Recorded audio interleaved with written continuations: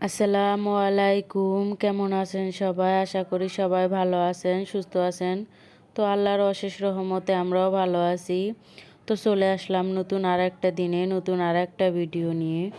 তো আমাদের এখানে সকাল থেকে অনেক বৃষ্টি। এত বৃষ্টি পড়ছে তবু কিন্তু গরম কমে নাই, গরম কিন্তু আগের মতোই আছে। তো প্রকৃতির মতোই তো চলবে, আমাদের কোনো কথাই তো আর চলবে না।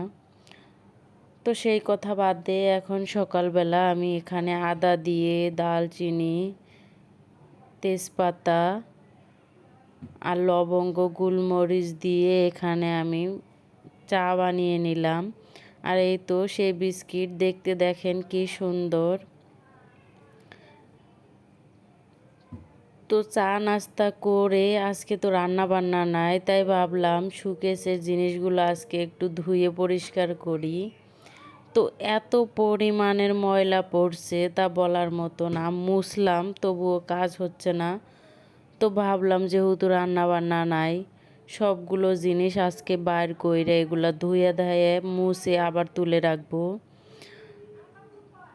তো এইগুলা কাজ করতে ধরছিলাম সেই 3টা থেকে, আমার পুরা 8টা বাজছে রাত্রের। এগুলা সব ধুইয়া শুকায়া মুছে আবার গুছানো কি যে ঝামেলা। তো ঝামেলা মনে হলেও কিছু করার নাই, এগুলো আমার অনেক কষ্টের টাকার জিনিস।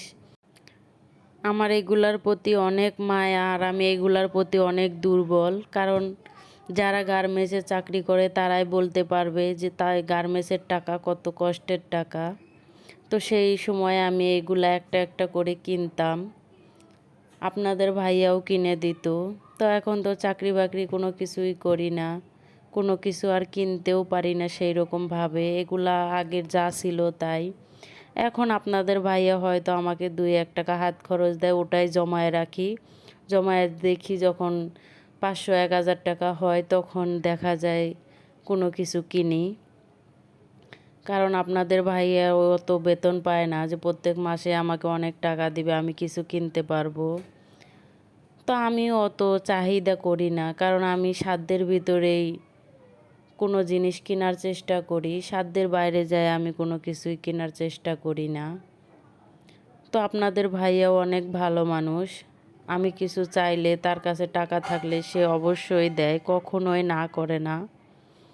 তো আল্লাহর কাছে বলি এরকম একটা মানুষ আমার জীবনে দেওয়ার জন্য আল্লাহর কাছে আমি লাখ লাখ শুকরিয়া জানাই। তো আমার 2-3 দিন ধরে ভিডিও দেওয়া হচ্ছে না, নেটে অনেক সমস্যা করছে, আশা করি সবাই বুঝবেন। এই তো কিছু জিনিস ধুয়ে তুলে রাখলাম, আর কিছু জিনিসে এখনো পানি ঝরতে দিছি। এই ছিল আমার ভিডিও, সবাই ভালো থাকবেন, আল্লাহ হাফেজ।